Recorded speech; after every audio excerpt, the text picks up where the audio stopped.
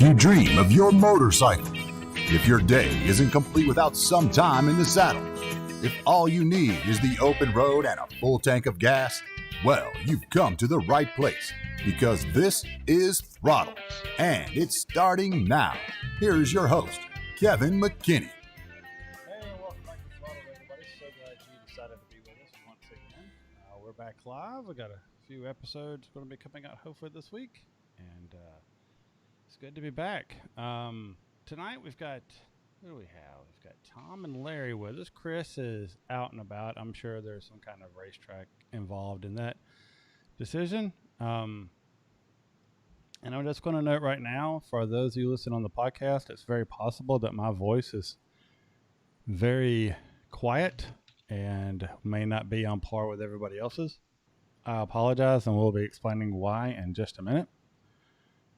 But gentlemen, how are you doing tonight? Tom? Has been a glorious weekend in the Southeast. We have finally hit fall, so it's been a really good day.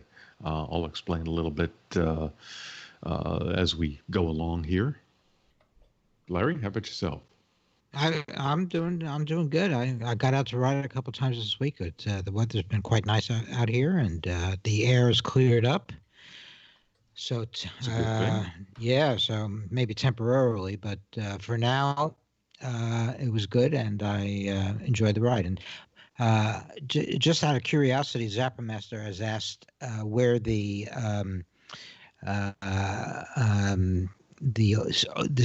opening place holder in our YouTube video is filmed. You know, I honestly don't know. I could try to go and find it. You know, I was looking through some stock roll stuff and saw that and thought it was very appropriate for a show, and you know, so I thought it matched what we try to do, and it became what we got and everything. It is looks like a great place to ride. That's one reason why I chose it as well. So yeah, it's not really the best answer in the world, I guess. Yeah, I told him I didn't know either. So, but it looks like places that I've ridden in the Nevada and Utah. So maybe it's somewhere around there. Yeah, I was actually watching some YouTube videos last few weeks of a training camp out just south of Vegas that I'd like to attend. I think it's Jimmy Smith. I can't remember the name of it now, but I'll kind of, for some reason I've got a hankering to do some desert riding, but that may have to be next year, next spring, or next fall. Yeah. So, well. Me too. Speaking of riding, have you guys been able to get out in the last few weeks? Well, I'll jump in. So my riding has really only been classes. So I've done 2 classes back to back, and this is the first time that I've done that as far as back to back weekends. Unfortunately, that's been my only riding. Now, so last weekend was your typical Southeast, still summer, so it was 90, 95 by midday.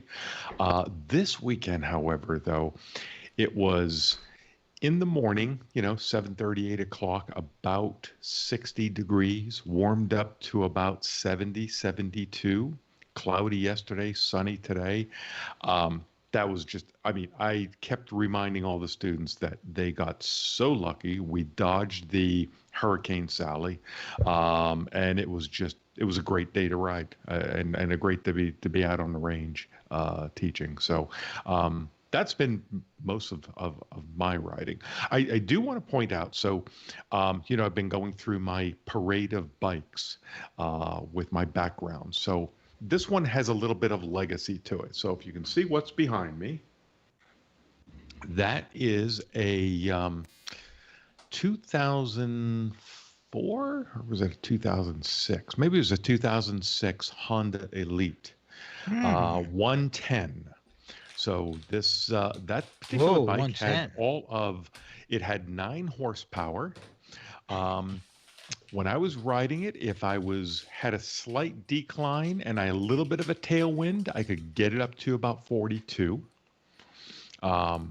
but it was a fun little bike to ride. The legacy on it is that this was my brother's bike. My brother lived, one of my older brothers that lived in Florida, and when he passed away, his wife didn't know what to do with the bike. It sat for a while, and I told her, like, let me have it. I'll take it off her hand. So I drove down to Orlando, picked the bike up, brought it back up, and rode it around town. And really, I had gone, before I got this bike, I had gone probably about 5 or 6 years without a scooter. I'd just been riding motorcycles. So this kind of reintroduced me to scooter riding again. And had it for a couple of years, and did finally part with it. It was a little tough to part with it and go for the Vespa, but I figured, all right, that was getting into our Italian roots. But that's a little bit of, history on the bike behind. Nice. Did you say 9 horsepower? 9 whole horsepower. Wow. It was a 110cc engine. Yep.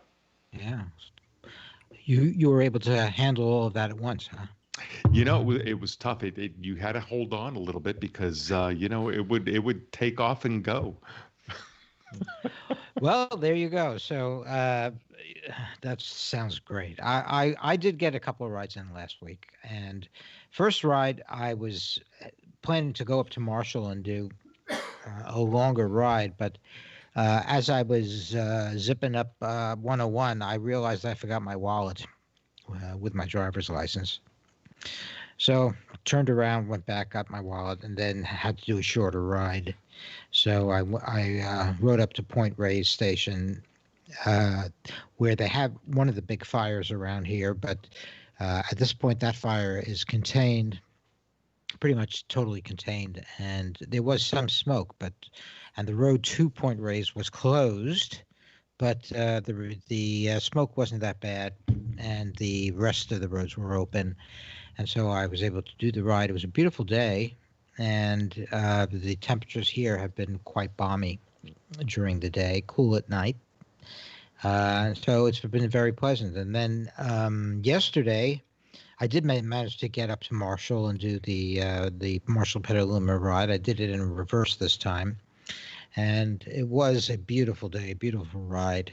It was sunny and warmish, but not too warm.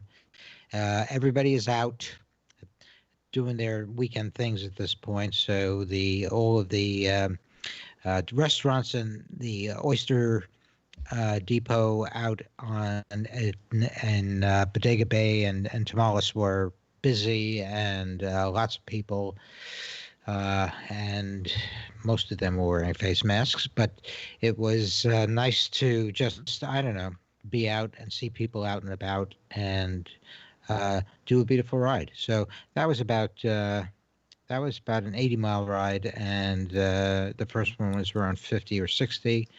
So I had a good week.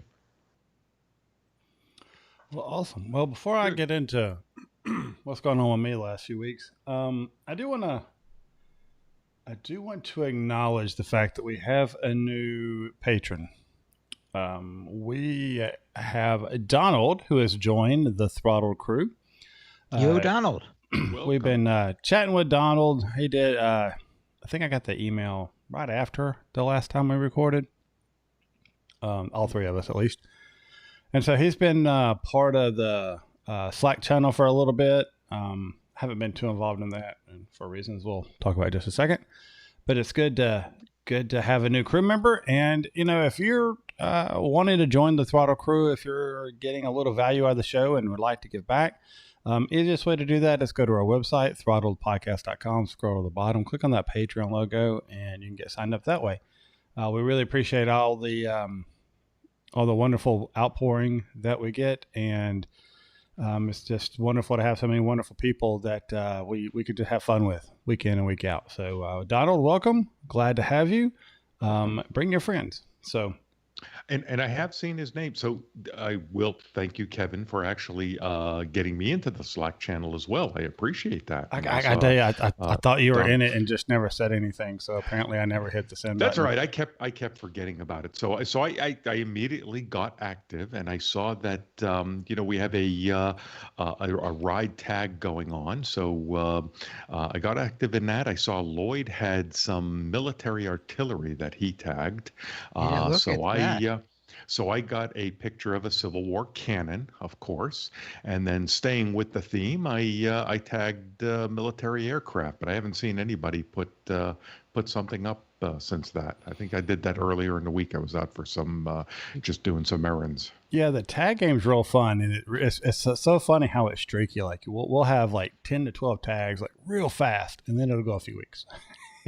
you know, you can usually tell when somebody's got a really good weekend because they'll post one, and then if somebody gets back, then they'll go out and knock it out. I remember, but and I'm looking forward to getting back involved with it as well, but it may be a little bit.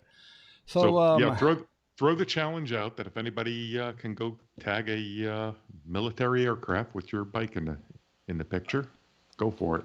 Oh, it has to be military aircraft. Yes, of Ah, course. ooh, Yeah, we're staying with the theme of artillery and then military aircraft. yeah. So yeah, but once they get that, they can change the theme. That's the Oh, absolutely. Yeah. All right. So, a few things. So my life's took a huge left turn 2 weeks ago. I know the last time we did a live show, it was mentioned that we won't be doing another one because I'll be coaching. And the day after we recorded that, I started to develop like a little head chest cold thing that got really bad the next day, and to the point where I went and got tested for COVID. It did come back negative, but I had this horrible chest cold. And so I ended up passing on the class. Luckily, I was able to find somebody to cover for me. And that Thursday of that week, I went to the doctor and was just kind of like, hey, I'm not feeling great. I got this horrible cough I can't get rid of, and it's getting worse. And I'm getting short of breath all the time. Long story short, after CT scans and everything else, it was discovered that I had a plethora of blood clots in my lungs, which pulmonary stuff like that is not good. And so I was immediately taken to the emergency room and admitted and stayed there for 24 hours, hooked up, and drugs and blood draws every 3 hours and all this good stuff. I'd probably have still been there until this last little bit, like Friday, if it wasn't for the fact of COVID. And they knew from my previous experience with a certain brand of blood thinner that I could, I will react to that. And they said, okay, well, we're going to cut you loose because it's safer for you at home. And so I was like, okay. And, basically had the big laundry list of if you have any of this stuff happen, come back. And while nothing happened severe enough for me to go back to the doctor, it has been a long week. But so last weekend I was recovering from that. Would not have been able. I could barely talk or breathe. Talking kind of makes it worse. Talking loudly doesn't help any. So, it's just something that I'm dealing with. The funny thing is, as I'm waiting in the room to get the CT scan, because I thought they were checking like for pneumonia or something like that. I didn't realize they were checking for blood clots in my chest when we were scheduled it. I actually booked a room in Tellico Plains for the Loud Pipes ride trip. So an hour later, I'm asking the ER doctor, hey, you think I'm going to be able to make this? And he's like, I wouldn't cancel it yet. So let's just wait and see how you do. Hey, you got 2 weeks to go. I've come still on. got a little over 2 weeks to. Is it just 2 weeks or over 2 weeks? I think isn't it 2 weeks? It's 3 weeks. Let's see, September 9th, whenever. whatever the hell that is. What do we got? So 7th, 4th. Yeah. So I got almost 3 weeks. So it'll be actually 3 weeks from now. We'll be wrapping it up, sleeping and coming back, getting ready to come back tomorrow. That's what we'll be ready to do. Okay. So, but the plan is right now I'm still planning to do that. I bought a new Farkle for the trip, and all my sitting at home, not able to do anything but lay in the bed. What'd you get? What'd you get? I got a quad lock. Okay, great. Taking Tom's suggestion. Just because my RAM mount was starting to mess up my phone because it was the spring was starting to not really work well, and the little rubber things had come off in certain parts of it, and I was just like, it's time for a change. So got the quad lock. It does work with all my passive charging, my Kai charging, however you want to say it. And so that's there.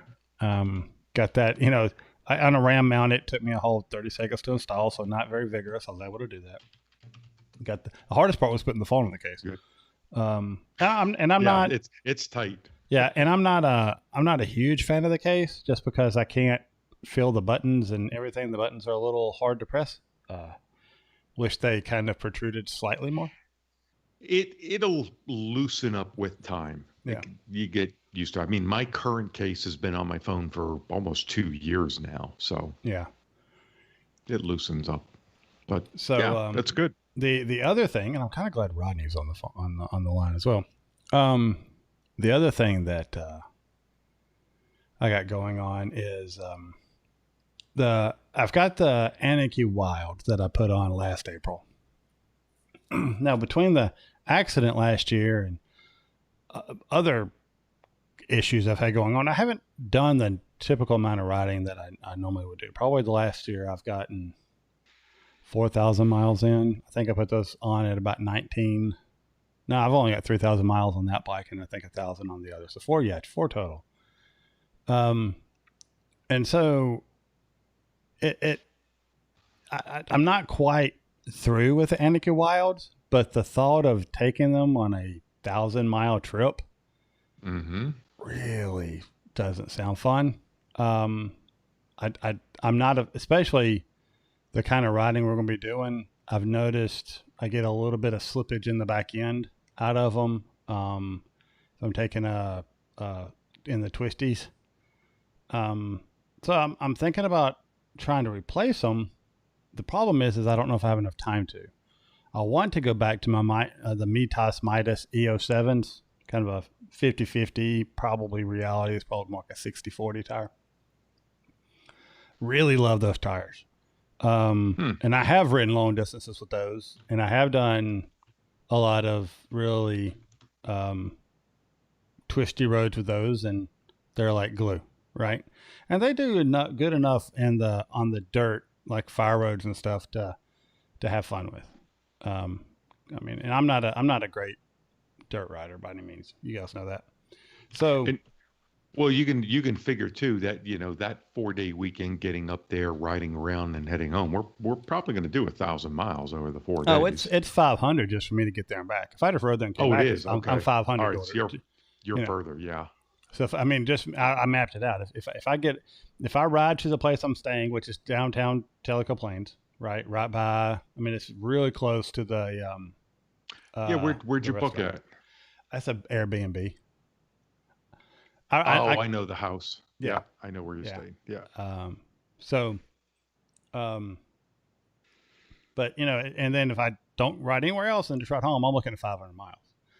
And then I know I messaged Rich, and I was like, "Hey, what's the mileage?" He's like, "We're less than 400 a day," and I'm like, "Okay." so I'm thinking we'll just say 1,000 miles, because I have a feeling it's going to be a lot less than 400 a day. Yeah, he was saying on this show, I've been hearing things, like 250. And I was like, oh, all right, well, maybe some after rides, but we'll see. 400 in the mountains is a long day. Well, and you look at really probably a lot of it's traveling there and then back, and if you've ever listened to any of the other trips, things always get cut out because they sleep in. So, well, I'm not really worried about that. And to be fair, I haven't listened to anybody's podcast at all. This would have actually been a great time for me to do it. But I just keep falling asleep on everything and having to restart it. So it really wouldn't make a difference. But yeah, so I'd like to find some of the Mitas EO7s. And Rodney says he thinks he can get them on for you. He can get the Mitas EO7s? Where did he say that? He says he doesn't have a source at the moment, but he thinks he can get them on. Oh, yeah, he could put them on. The problem is I just got to get them. And that's the big issue is called Revzilla today. Because really today's been the only day I really felt like fooling with it. And they're like, oh, yeah, sure, we can get them to you. We just won't ship them for 2 weeks. And I'm like, well, that didn't work. And so I've got to call a couple other places that I know have done reviews for them. I don't see them on the website, but not everything on the website is what they can get. And then I'm going to try to call them tomorrow to see if I can actually get the tires in. And if I can't, I guess I'm just going to go out there with these crappy tires I have on them now and wear them out. Are you by chance able to get there a day early or something? Because there's a shop up just outside of Robbinsville called Wheelers. And that's all he does is motorcycle tires. There is a very good chance if you call him and schedule with him, you might be able to run in there, have the tires loaded, be out within an hour. No, I am taking that Friday off to ride up there. So I might be able to do it that Friday. Of course, I was planning instead of like my route has no interstate whatsoever. It's all back roads, couple highways, state highways, but no interstates. So I was trying to, I had a 10-hour day plan to ride up there, just 250 miles, but nice, just slow pace, take my time, start in the morning, ride for a few hours, take a break, ride for a few hours, kind of deal. I may have to adjust that. The thought of riding on the interstate with those tires is enough to make me not want to go. So I'm really wanting to adjust that. It's just the way they ride. I just don't like them. Don't like them at all. Yeah, in anticipation of this, I had a little bit of tread left on mine, probably another 1,000, but I swapped mine out last month because I wanted to get several hundred on the tires to scrub them in well. So, but I go for pure road tires on my GS.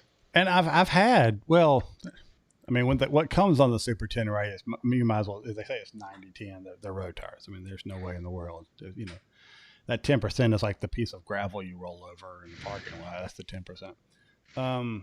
But yeah, I and those were the Battle Axes, and those were great tires. I did enjoy them. But I do take the Tenere on stupid little trails where I'd need a little bit more, just a little bit more than what I would get with those others with my ability. Completely admitting that. So yeah, so that's kind of the thing. And it's very possible I don't go. Not because of the tires, because of I'm still not able to breathe. I'm still not, my oxygen levels are lower than they should be right now.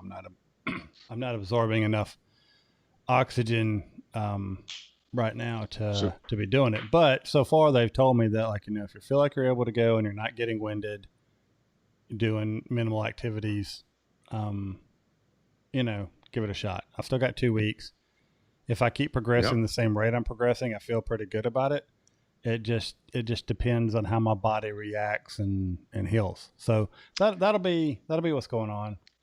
That'll be good, good clean mountain air to be breathing in. And I will say, I didn't post anything online, but we did have several listeners and viewers send me emails, just saying, hey, you guys aren't doing a show for 2 weeks in a row. Hope everything's okay. I mean, just checking in. And I really appreciate that. And you guys are awesome. and even without knowing something was wrong, you were just checking in to make sure everything was good. So, hats off to you. I appreciate it, and it means a lot. All right, so that depressing stuff aside, let's talk about. Let's see. I know the last time we had a show, I mentioned we had more mail we need to go through. Yeah, I have no idea what we did cover and didn't cover. I didn't record it well, and I haven't. I did not prep for the show much at all, to be quite honest. I was just trying to breathe. I think when we recorded last week, but we didn't do any mail. So the week 2 weeks ago, I think we only went through a mail from. There was one from Brian. Was that the last one? There was two people we talked mail from, and I said I think I have another one. I just need to reread it to make sure they wanted it on the air. And I don't remember where it is. I don't remember where it is because my mailbox is flipped over 20 times by then. So I need to go back and find it and reread it, and I'll try to be better prepared for next week's show. But we'll move on past that. But I know I said it, and I just want to bring it up that we'll get to it. I apologize for not being ready today. So guys, we got about 30 minutes left or so. And we got to get the paddock in. Y'all want to talk about this BMW R18 that everybody seems to be having different thoughts about? Absolutely. The world needs another cruiser. Let's talk about it. Don't you think, Tom? This is now. Hey, okay, if this was a different flavor of the GS, would you be so cynical? No, because that's a completely different bike. That's what I said. The world needs another 800 plus pound bike that can lean all of 10 to 12 degrees going through a curve. No, you got more than 10 to 12 degrees there. At least 15 maybe before you touch down the peg feelers. All right, I'll give you that. So and that vibrates like hell. So okay, and so I'll let you guys seem to know much more about this than I do. So I'll let y'all. Okay, well, let me start because I've been interested in this bike. Because it fascinates me that BMW thinks that this is a viable kind of bike in the current market. But this BMW has released their cruiser for the American market, and as expected, it contains their 1802 cc engine. And it's a boxer twin, so you got these huge cylinders firing left and right, and the bike has a low seat height, 27 inches, 27 point something inches, and it is a cruiser style bike that BMW feels is the bike that will appeal to the American market. They've extensively surveyed riders in the cruiser riders in the American market, and they think this is a bike that the age 40s and up rider would be interested in. So the bike is exquisite. And now I've read a couple of road tests and reviews of the bike, and the bike is kind of exquisitely made. It's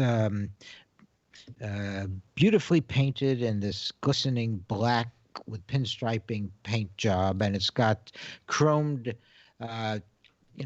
exhaust pipes and cylinder heads and brake covers, and it does have an adaptive headlight if you buy some of the extra options, and so they say that the bike is beautiful to behold. Basically, it's got the exposed shaft drive, which doesn't really appeal to me. It's got chromed exhausts and so on. So BMW really designed this bike to be a beautiful thing to behold, and the reviewers commented on this. Now, when you sit on the bike and you turn on the engine, those huge cylinders come to life, and according to both of the reviewers that I read, the bike really pulls to the left as the engine fires up, and the first cylinder fires, and then it settles down into this throbbing, apparently pleasant kind of vibration that you get at idle. Unfortunately, when you start to accelerate, the bike, which has its torque in the low RPM range, tends to vibrate quite a bit, they say, and you get this vibration both in your feet, seat, and in the handlebars.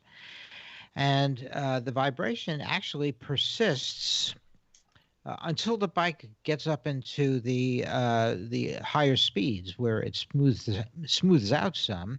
So if you're on the highway, then the vibration does decrease, but it's not gone. But the intermediate levels, there is quite a bit of vibration that's present. In addition, the low seat height and causes the bike to have a relatively minimal lean angle before you start scraping your pegs. And so even in city driving, they said it's hard not to scrape the pegs when making turns. Yeah, but you can do that with most cruisers are in that same ilk. I don't fault them on that. I fault them on that. I've had cruisers, Sportsters, and I've ridden them, and you don't really scrape them in normal city riding. I think that is a shortcoming and something that I'm sure BMW will be working on in future versions. So the braking is good. It does have ABS, of course, but the ABS is attached to the front brake. So when you apply the front brake, then you get both rear and front brakes activated, and the ABS is employed. If you just press on the rear brake, however, that's all you get.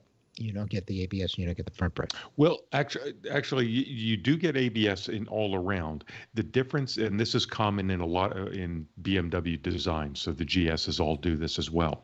So when you pull the front brake, you get your front brake and a little bit of rear. But by design, when you press your rear brake pedal, it only actuates the rear brake, nothing up front. So it's a different link system. You get ABS both ways, but it's a different type of link system than, say, like a Honda, where you hit either brake and it actuates both front and rear. So, and I have to say, I prefer the way BMW does it. Yeah, because it does allow you to drag the rear, especially if you do go off road. It's advantageous to be able to do that. Well, now, who's going to go off road with this bike? Yeah, you can actually turn off. This, but yeah, and I know it's a different topic, but like on the dirt bikes and GS, you could set your ABS to only work on your front wheel, and your back wheel you can slide around all you want to, lock it up, and it'll do it. So I like the fact that they have different options. It's not a one size fits all kind of solution. Yeah, well, that's great for going off road, but you're not going to go off road. This is true. No. It's just a design spec from the way BMW does their braking. No, this is not going off road. It's got what is it, 3.5 inches of travel on the rear. So, all right, that's it. That's how much. Well, it's a BMW's version of a Harley. Yes, and in fact, it was designed to. It was designed after one of the Softails, one of the Harley Softails. So they felt that this. However, this is a over 800-pound bike as well. So at low speeds, they say you do feel the weight. So I did see this week my local BMW dealer that I typically go to. They're just a few miles from my house. They posted up on Facebook. I think they got one or two of these in. So unfortunately, I didn't get a chance to get over there this week to look at it, but I do plan on stopping by so I can see it in the flesh and maybe even sit on it, see what it's like. Okay, well that would be good. The just to mention the it has a simple speedometer, with an LCD display, of course. However, it is lacking a fuel gauge.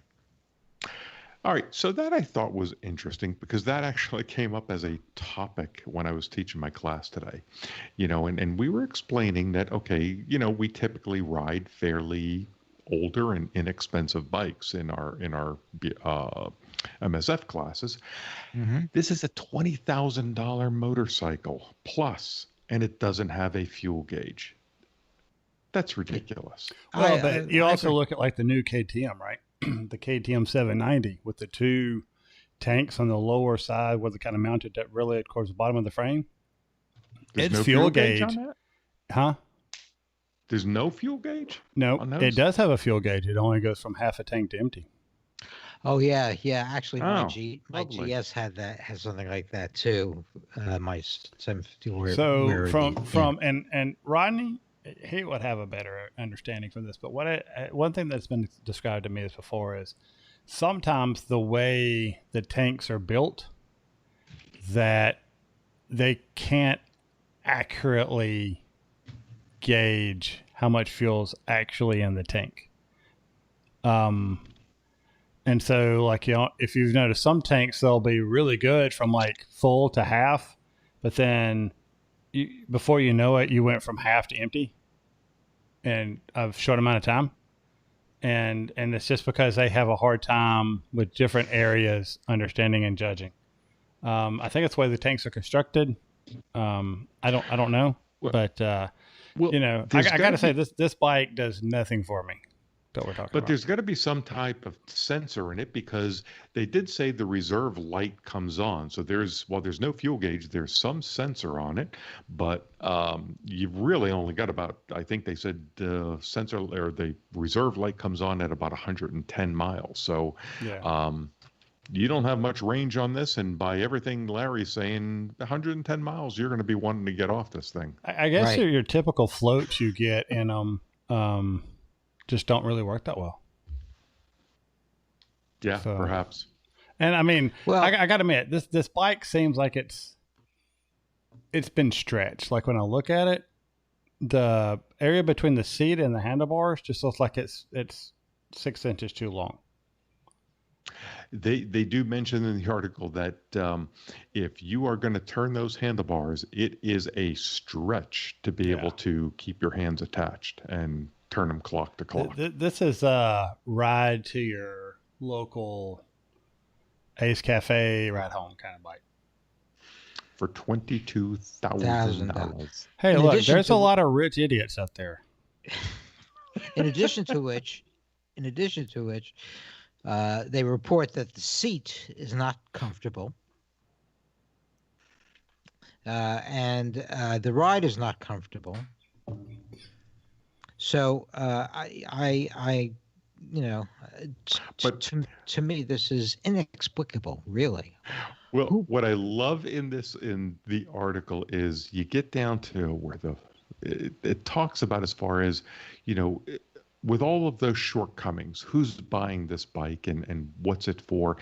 And it really came down to you're buying this bike for the experience, to make you feel special, that you have gotten something that's cool and you can show off. As it says, with most cruisers, the aesthetics far outweigh the function of the motorcycle. Well, this carries the aesthetics to what I would consider sort of an untenable degree. There are plenty of the Harley cruisers, the Softails, which are very rideable bikes and don't have the vibration and don't have the uncomfortable seat And so to me this is kind of ridiculous that a bike from BMW at this price level can't manage these things better. And with BMW's engineering, to me, it's a very big disappointment. I don't like the style either, but if the bike proved to be a comfortable. Oh, the other thing, of course, is because of the huge cylinder heads, the pegs are mid pegs instead of forward, and as a result, your legs are pretty severely bent. If you are 5'8" or over, so the leg position is not very comfortable either. Yeah, that's why I want to go and try and sit on this. So, I mean, I like boxer engines. I've ridden boxer engines now for the last 11 years in a few different bikes. So it's a style that I like, but those have been all 1200s. This thing at 1800, it's just, yeah, it doesn't do anything for me. It just way too big. Rodney says, get one. It'll be a low production collector's bike. Well, I think that's what they're counting on. Yeah, maybe they're.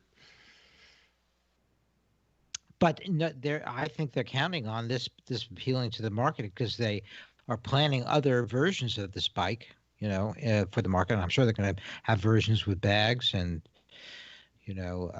maybe cafe types. Who knows? But this is not the end of the line for this, according to BMW. Should be interesting to see, where this goes as opposed to, when they tried the 1200C, which is affectionately known as the Chrome Head, about a dozen years ago. But and that bike, I think I've said it on the show before, is touted as one of the ugliest bikes ever made, but it has a huge loyal following of enthusiasts for that particular model. Yeah, well, it was not only ugly, but I found it not much fun to ride either. So, all right. I think BMW has produced another clunker cruiser. I'm sorry to say. Yeah. All right, so there you go, Kevin. That's our take on it. I'm glad to see you guys are so impartial. So let's can't say that. I mean, cosmetically, I mentioned earlier I'm not a fan, but I agree. Maybe sitting on one, I'll look at the guy doing the riding on it, and I'm like, there's no way that dude's comfortable. I mean, he just looks uncomfortable just sitting on it. And what's with the fishtail pipes? Give me a break. Yeah. Well, let's go ahead and move on to the paddock. I think it's we're getting down there, and I know it's been a few weeks. So I know you got some things to cover there. So. Yeah, I do. So let's go to the American Flat Track. It's been an interesting couple of weeks there.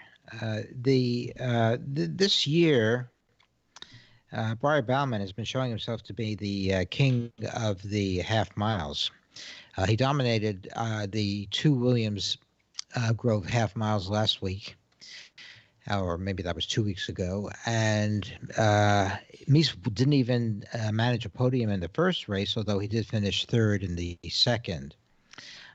So Bauman has the overall lead, but he's only a little bit ahead of Mies, and Halbert is in third place. So the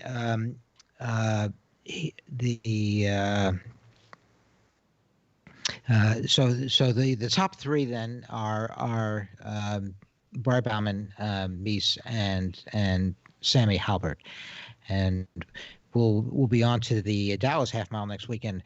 It does seem like Bauman has the half miles nailed down, but Mies is better in the longer races. So next weekend may be another place for Bauman to increase his lead, but we'll see how that goes. MotoGP has been very interesting as well. 2 weekends ago, We had a surprise winner. Franco Morbidelli on a Petronas Yamaha scored his first GP victory. He's a relatively new rider to MotoGP. And Pecco Bagnaia on a Pramac Ducati came in second, with Johan Mir on Suzuki in third. These are all young riders. MotoGP this year is really going to the young riders. It's very interesting and kind of exciting that we're having a new generation coming in. The second San Marino, Italy race had yet a different winner. Now, Vinales started in pole position again. This is like the seventh or eighth time he's secured pole position, but in all of his previous starts, he was never able to actually win the race. So people were getting to be pretty doubtful that Vinales would be able to do anything with his pole position in this race as well. Jack Miller was on the Ducati was second, and Quartararo on the Petronas Yamaha started in third. These guys are young riders, and they've all been fast this season. So it was no real great surprise. The question was, as I said, would Vinales fade again during the race? Well, at the start, Miller jumped into the lead. Vinales slotted into second, and Quartararo third. And Pecco Bagnaia jumped past Espargaro into fourth place. Espargaro's on the KTM, the factory KTMs. However, Vinales was able to soon overtake Miller, and he went into first place. And then he was pursued by Pecco and Fabian Quartararo. So to abbreviate the recounting of this exciting race, and there were plenty of accidents as well, Pecco squirted past Vinales on his faster Ducati and started to pull away. So he was in first place. Vinales was chasing him in second, and they established a gap over the rest of the riders. Quartararo remained in the running. He battled with Binder for a while. Binder on one of the factory KTMs, but Binder went down, and so Quartararo was able to stay in third place. It became a question of whether Vinales could stay within range of Pecco Bagnaia, or whether Pecco would be able to separate himself. And Vinales did manage to stay within range through the rest of the race. Quartararo and Pol Espargaro were in the battle for third place. And Johan Mir was also riding a great race and was starting to press those two for the third place position. And eventually, Mir passed both of them, and he slotted into what appeared to be a third place finish. Espargaro was fading. He had a soft rear tire, and it was getting really worn, and it looked like he was going to fade, and Quartararo was going to be able to pass him as well. Quartararo earned a warning, from the marshals about a track violation, and eventually he ended up earning a track violation. Slow motion camera showed that his track violation was a matter of inches. He just edged over the line at the end of a turn onto the green, out of the green area, or is it out of the white area into the green? But at any rate, he went out of the area that is allowed for riders, and so he earned a violation. This violation meant that he had to take either a long lap, or if he didn't take the long lap, he would earn a 3-second penalty. Meanwhile, Pecco, who was in a comfortable lead, went down in one of the turns, a turn that he had trouble with in practice, and so Vinales was suddenly catapulted into first place, and he was able to hold on to that. He kept his lead. So it looked like then that it was Vinales in first place and Mir in second, and Quartararo in third. But because of the penalty, Quartararo was dropped into fourth place, and he I don't think knew that he'd been penalized until he came into the paddock. So he was pretty angry about it when he found out. But he didn't therefore exercise his option to take the long lap, and potentially, if he rode that extra distance well, he might have been able to stay in third place. But at any rate, he earned a 3-second penalty, which put him into fourth. Espargaro then came into a podium position in third place. So amazingly, looking at the overall standings, Dovizioso, who I think only finished in seventh or eighth, still keeps his overall lead in the standings. Quartararo would have been in the lead had he finished in third place, but now he's in second place overall. Vinales is in third place, and Mir is in an upcoming fourth place. Those four are only separated only by 4 points from Dovizioso at the top. So this is a season that's up for grabs, and that's pretty exciting, especially when you're looking at the fact that young riders are contesting the more established ones for the lead. So next week we're on to Catalunya, Spain, and we'll see what happens then. So there you go. That's the news from the paddock for this week. Awesome, and always well done. Appreciate it. Well, do you guys got anything else you want to talk about real quick? We got we got about 10 minutes left. If you guys want to had another thing you want to chat about. Well, I had noted I still get my Hog magazine, even though I'm no longer a Hog member. I don't know. Apparently, that hasn't quite percolated down. And in the last issue of Hog magazine, I noticed that they had changed the name of the magazine, and they actually had a little blurb from the editor about that. They have changed the magazine from Hog to The Enthusiast. And I thought, we've talked about last time about the changes in magazines and the decreases in the number of magazines, particularly print, that's available for motorcycling. And here is yet another change in one of the major manufacturers, where they're changing from the Harley Owners Group magazine to the Enthusiast. And my sense was, reading also the explanation given by the editor, that they're again trying to turn the appeal of the Harleys to a younger age group. Now, they make the point that the Enthusiast had been the name of the magazine previously, prior to it being changed to Hog. So they're connecting with the history of Harley by renaming it the Enthusiast. But they also mention that this is something that they think broadens the appeal of the magazine as well. And I don't know if that's the case. It may be, but at any rate, it seemed to me, somewhat significant that Harley was doing this from the Hog Owners Group, and I wonder if they're going to get some feedback from the current Harley Owners Group riders about this. But anyway, I just wanted to note that as something that I thought was significant. Any word on if they're changing the content at all? I don't know. Yeah, no, they didn't mention that they were changing the content, and the last issue had similar content to and format to previous issues. So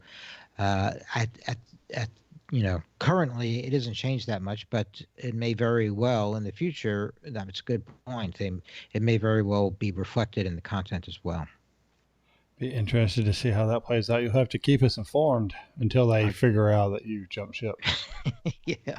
So we'll see about that.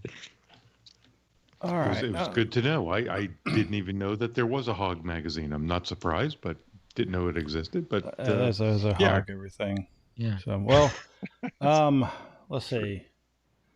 Mention the trip. I'm supposed to be coaching the weekend after that. So we'll hopefully this stuff will be passed by enough for me to do that.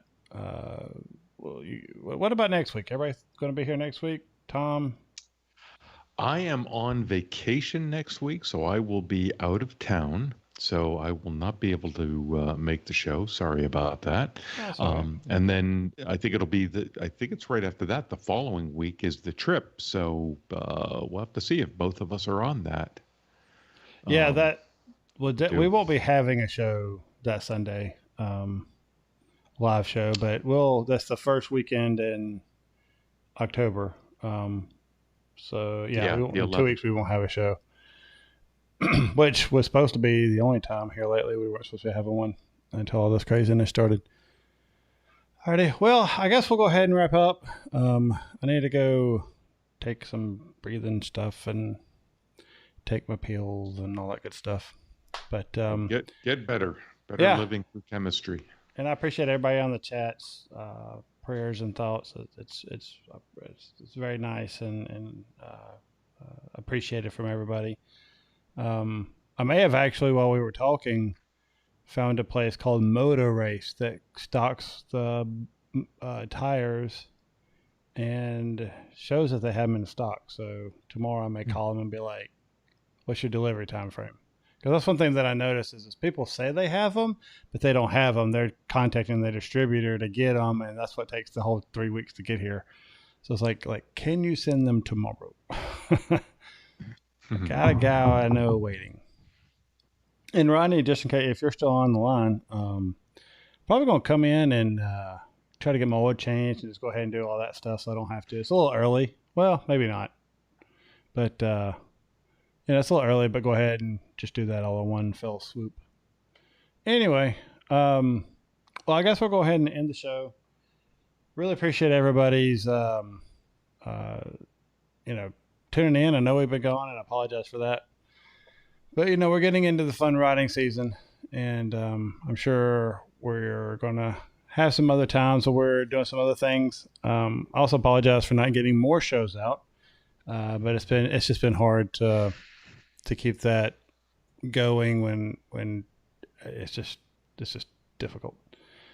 So, thanks. Appreciate it for everybody. Don't forget, you can send us emails, feedback at throttledpodcast.com. Love giving your feedback, your comments, your thoughts.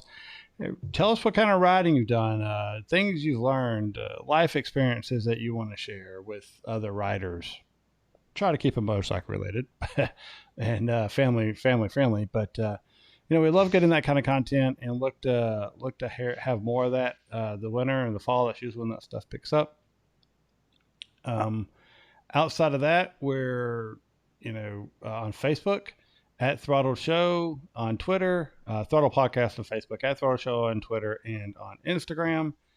And that's probably just going to do it for tonight. And we'll see you all. Well, gentlemen, you want to sign off? Tom? Yeah, I'll kick it off. Everybody have a good week. So I'll be out for at least a couple of weeks. We'll see you guys back in a few weeks. The weather, at least in the southeast, is getting fantastic for some fall riding. Obviously, the leaf peepers will start at some point soon. But go out and have some fun. And remember, your motorcycle is transportation. It's just not a toy. Well, there you go. So I've been riding. I encourage everybody else to get out on a good ride, be safe, and ride your own ride. All right, everybody. We'll catch up with you later. If you're out there riding, enjoying this beautiful weather, please ride safe, and we'll catch you all next week. Bye, guys. All right, and everybody in the live stream, thank you so much for being such a wonderful community that you guys are, and lady. I really appreciate everybody's good participation and chats, and everybody wishing me to get better. But we'll be back next week. Any other life-threatening emergencies happening, barring that, but we'll be here, and we'll see you all then. So get out there, ride safe, enjoy the weather, and we'll see you then. Bye, everyone. Yeah. Good night, everybody. Bye.